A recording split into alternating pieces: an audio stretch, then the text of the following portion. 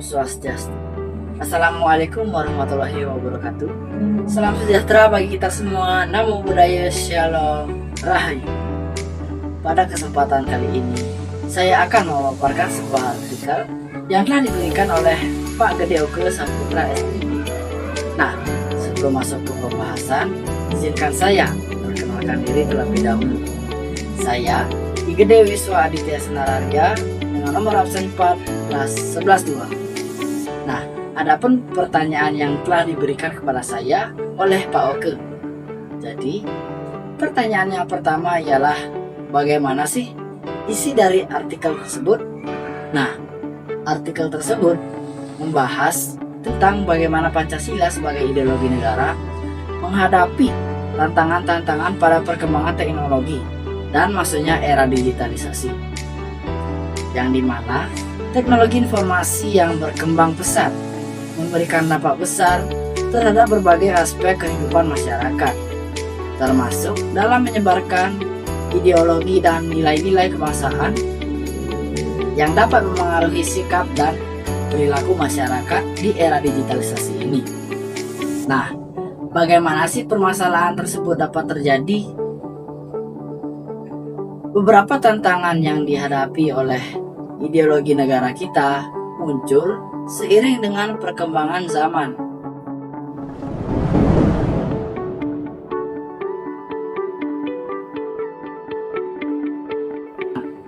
Di era digitalisasi ini, informasi di berbagai penjuru dapat mudah diakses.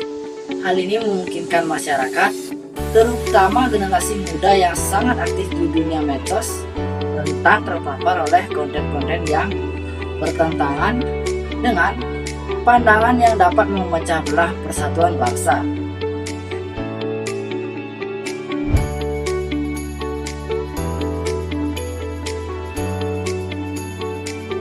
Kemudahan berkomunikasi dan interaksi di era digital juga muncul tantangan baru, berupa polarisasi dan juga fragmentasi sosial. Media sosial seringkali digunakan sebagai sarana menyebarkan narasi yang provokatif dan dapat memecah belah masyarakat, seperti konten yang merujuk pada SARA. Hal ini dapat mengancam nilai sila ketiga, yakni Persatuan Indonesia.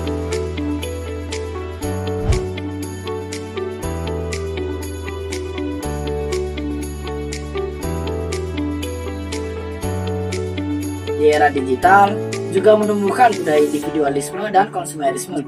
Contohnya seperti enggan berpartisipasi dalam kegiatan sosial dan lebih mengenalkan medsos daripada berinteraksi di masyarakat, serta gaya hidup yang mewah. Hal ini cenderung bertentangan dalam sila keempat dan kelima yang semakin kuat mengikis semangat gotong royong, solidaritas, dan keadilan sosial di lingkungan masyarakat, dan juga menjadi inti dari Pancasila.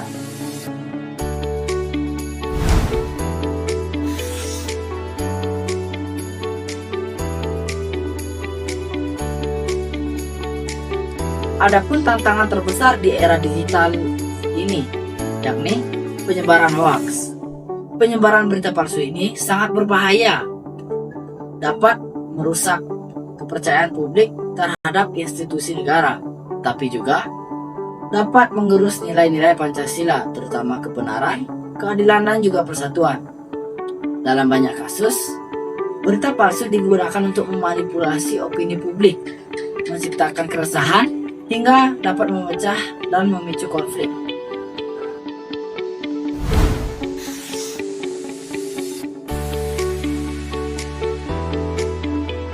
Perkembangan teknologi digital berjalan sangat cepat, sementara aturan pemerintah tidak selalu diikuti.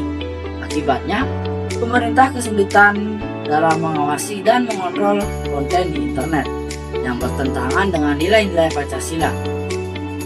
Regulasi yang sudah sering tertinggal sehingga ruang digital menjadi tempat yang mudah bagi penyebaran konten negatif. Selain itu, kemampuan pemerintah untuk mengatur seluruh aktivitas digital juga masih terbatas.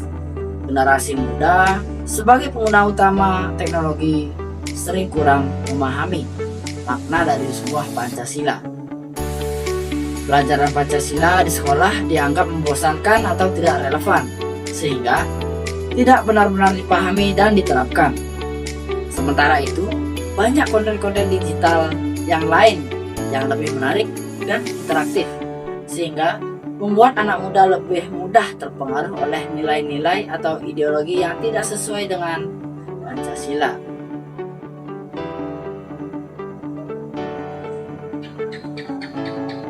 Nah, dalam menyikapi permasalahan tersebut, peran generasi muda sangat penting, serta perlu langkah-langkah strategis yang melibatkan berbagai pihak, dimulai dari pemerintah, institusi pendidikan, hingga masyarakat umum. Sebagai generasi muda, peningkatan literasi penting direalisasikan dalam upaya meningkatkan kesadaran akan nilai-nilai Pancasila. Nah, karena tingkat literasi digital di Indonesia lebih tinggi daripada minat baca, pemerintah maupun instansi pendidikan perlu membuat regulasi yang bijak dengan pemberantasan berita hoaks dan juga kesadaran dalam menggunakan media digital dengan menonjolkan konten negatif yang kreatif yang tentunya dapat menghibur juga. Pentingnya kolaborasi antara pemerintah, platform sosial, dan juga masyarakat dalam melaporkan dan menangani konten negatif. Dan yang tak kalah penting, yakni semangat bergotong royong, solidaritas, dan persatuan yang menjadi inti dari Pancasila yang harus terus dikampanyekan melalui gerakan positif dan konten yang menginspirasi. Dapat disimpulkan bahwa seiring perkembangannya zaman, yakni di era digitalisasi ini, Pancasila sebagai ideologi negara yang masih menghadapi tantangan yang belum ada sebelumnya. Dan kita sebagai generasi muda, dengan upaya bersama dan kesadaran kolektif, Pancasila tetap menjadi panduan dan acuan utama dalam kehidupan berbangsa dan bernegara. Era digital ini harus dimanfaatkan sebagai alat yang memberikan dampak positif dan memperkuat Pancasila, bukan sebagai ancaman bagi bangsa ini. Sekian dari paparan mengenai artikel sebuah bagaimana Pancasila sebagai ideologi negara menghadapi perkembangan zaman di era digitalisasi ini.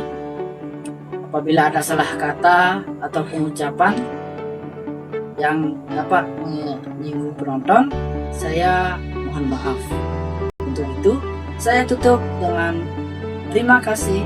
Om Santi Santi Santi.